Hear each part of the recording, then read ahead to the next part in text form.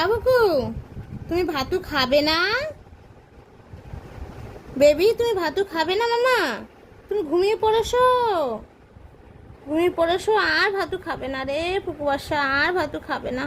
গলাটা টাইট হয় না। চলো রাস্তায় যাব। চোখ খুলে দিয়েছি। যেই রাস্তার কথা শোনে তখনই চোখ খুলে দেয়। যাবে ঘুরতে? তুমি যখনই যাও তখনই তো ওরা মারে, বলো। তুমি যে এমন এমন ফ্রেন্ড করেছো, তোমার শুধু মারে।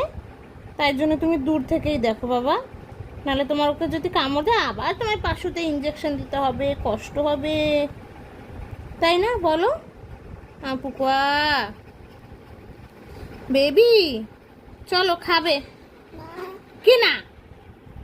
খাবে না? তোমার ঘন্টার কালারও হয়ে গেছে, উঠে গেছে।